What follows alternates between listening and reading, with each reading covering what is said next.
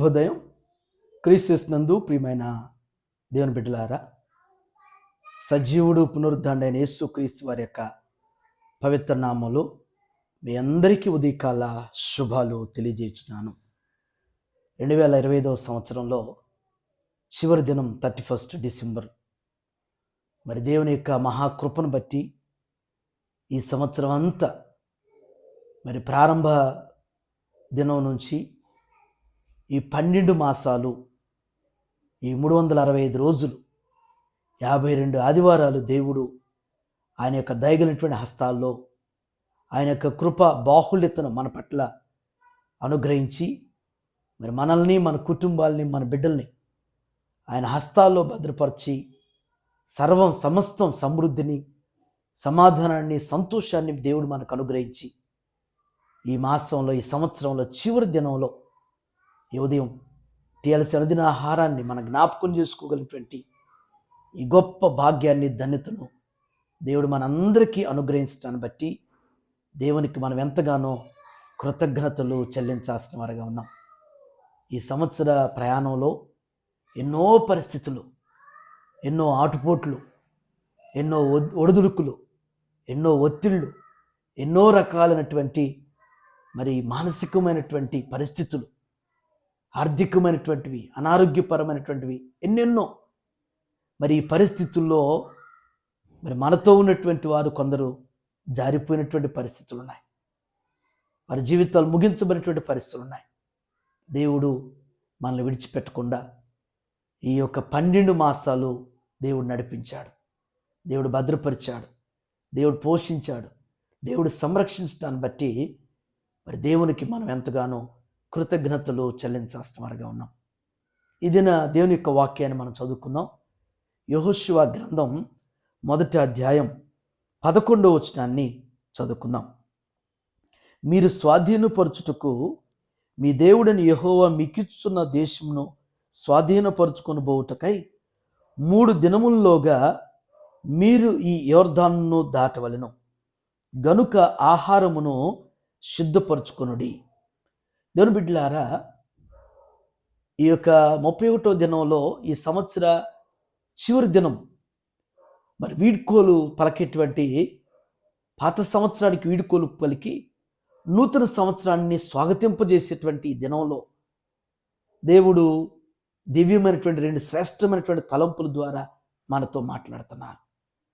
ఆనాడు మన పితరులైనటువంటి ఇశ్రాయేలీయులకి జ్ఞాపకం చేసేటువంటి ఈ యొక్క సందేశం నేడు నూతన సంవత్సరంలో ప్రవేశించడానికి సిద్ధపడుతున్నటువంటి మనకి దేవుడు ఒక హెచ్చరిక చేస్తున్నాడు.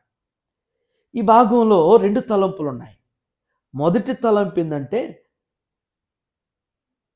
మీకిచ్చుచున్న దేశమును స్వాధీనపరుచుకొనబోవుటకై 3 దినముల్లోగా మీరు ఈ యొర్దానును దాటవలెను. మీకిచ్చున్నటువంటి దేశంలోనికి మీరు దాన్ని స్వాధీనపరుచుకున్నట్టుకు 3 దినముల్లోగా మీరు ఈ యొర్దానును దాటవలెను అనేటువంటిది. ఈ 2 విషయాలు మీరు గమనిస్తే, ఈ వచనం ప్రకారం మనం తెలుసుకోవాల్సినటువంటి ఒక మూలవాక్యం ఏంటంటే, ప్రిపరేషన్, సిద్ధపాటు అనేటువంటిది చాలా ప్రాముఖ్యమైంది. ఒక వ్యక్తి ఈ యొక్క ప్రాంతం నుంచి మరొక ప్రాంతానికి వెళ్తున్నప్పుడు అమాంతంగా బయలుదేరి వెళ్ళడు. ఆ ప్రాంతానికి వెళ్ళటానికి మార్గం ఎలా ఉండిద్దో, మార్గంలో గుండా వెళ్ళటానికి, ఎలాగ ప్రయాణం చేయటానికి వాహనంలో ఎలా వెళ్ళగలుగుతాడో, మరి మార్గ మధ్యంలో కావలసినటువంటివి, జాగ్రత్తలు అనేటువంటివి, ఇవన్నీ కూడా ఒక ప్రయాణం చేసేటువంటి ప్రయాణికుడు సిద్ధపరచుకుంటాడు.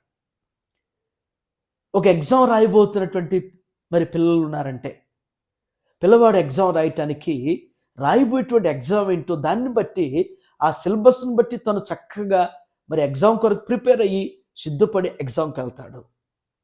అలాగే పనికి వెళ్ళేవారు కానీ, ఏదైనా యుద్ధానికి వెళ్ళేవారైనా, ఏదైనా చేయబోతున్నటువంటి వారు ఖచ్చితంగా సిద్ధపాటు లేకుండా ఏది ఎవరు చేయరు.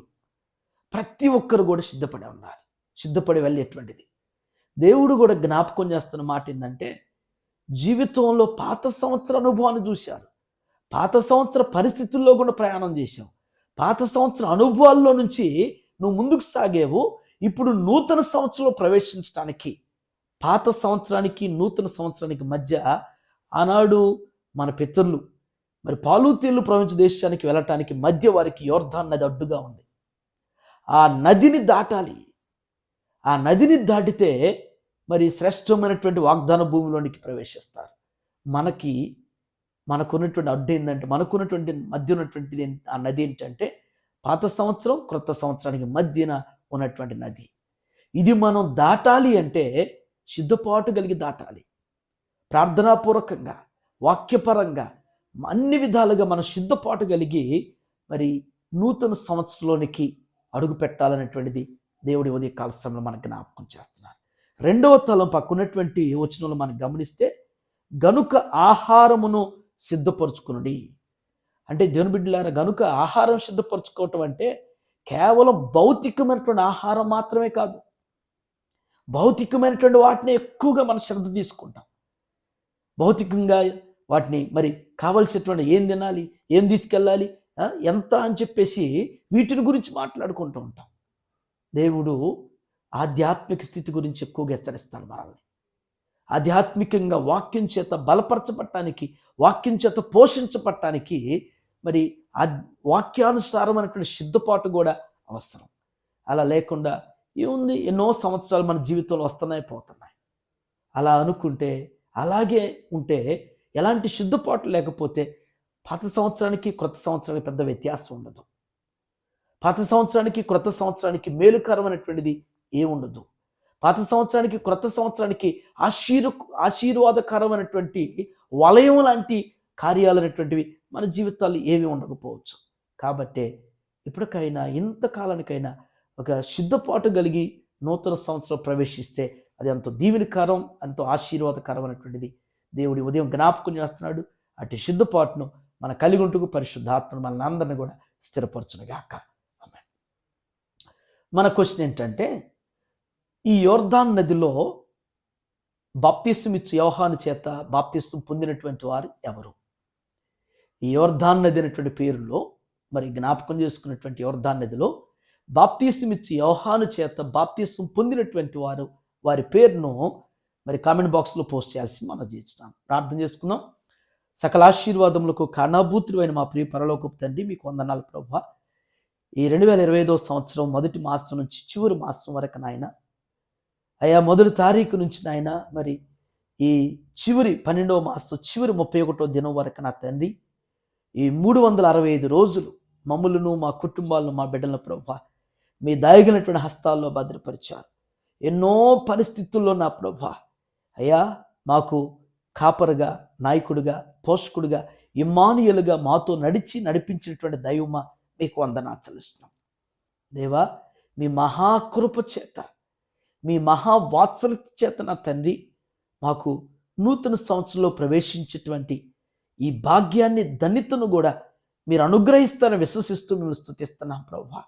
నూతన సంవత్సరంలో ప్రవేశించబోతున్న మేము నాయన అనాలోచనంగా, అలవాటు ప్రకారంగా కాకుండా ప్రభువా ఆధ్యాత్మికమైనటువంటి సిద్ధపాటు కలిగిన తండ్రి దేవా, మా పితరులను ఆయన యోర్దాను దాటుటకు నా ప్రభువా పాలూతీలు ప్రపంచ దేశంలో ప్రవేశించడానికి వారి ఆహారమును సిద్ధపరచుకున్నట్లుగా నా తండ్రి అయ్యా, వారిని వారు సిద్ధపరచుకున్నట్లుగా నా ప్రభువా మేము కూడా నా తండ్రి దేవా వ్యక్తిగతంగా, భౌతిక పరంగా, ఆధ్యాత్మిక పరంగా నా తండ్రి అయ్యా సిద్ధపాటు కలిగిన తండ్రి నూతన సంవత్సరాన్ని స్వాగతించేవారుగా, నూతన సంవత్సరంలో ప్రవేశపెట్టబడేటువంటి వారుగా నడిపింపుడు దయచేయండి ప్రభువా. అయ్యా ప్రతి ఒక్కరూ కూడా నా తండ్రి అయ్యా మా ఎడల మీరు చూపుతున్నటువంటి మీ యొక్క వాత్సల్యతను గుర్తెరుగుతూ కృతజ్ఞత కలిగినటువంటి హృదయాలు, మనసులు కలిగి ఉంటూ సహాయం చేయండి దేవా. యువతి తెలుస్తున్నది ఆహారం చూస్తున్న ప్రతి బిడ్డను, ప్రతి కుటుంబాన్ని కూడా మీరు జ్ఞాపకం చేసుకోండి ప్రభువా. ప్రతి ఒక్కరిని మీరు బలపరచండి, ప్రతి ఒక్కరిని కూడా మీరు జ్ఞాపకం చేసుకుని స్థిరపరచండి నా ప్రభువా. అయ్యా మీ కార్యాల కొరకు నాయన ముందుకు సాగేటువంటి కృప దయచేయండి. ఈ సంవత్సర కాలంలో నా ప్రభువా మీకు వ్యతిరేకంగా, మీకు ఆయాస్కరంగా, దుఃఖకరంగా నా ప్రభువా మిమ్మల్ని నొప్పింపజేసినటువంటివి నాయన మా దోషాలు, మా పాపాలు, మా బలహీనతలు అయ్యా మీరు క్షమించండి ప్రభువా. అయ్యా నా తండ్రి ఏ దోషాలు మా మీద నేరస్థాపన చేయకుండా నా ప్రభువా దేవా మీ రక్తంలో కడగబడినటువంటి అనుభూతిలోనికి అటు స్థితిలోనికి మేము స్థిరపరచబట్లాగున మీ కార్యాలు అనుగ్రహిస్తూ నడిపించమని యేసు నామములో ఈ ప్రార్థన మీకు సమర్పించుతాను తండ్రి. Amen. God bless you all.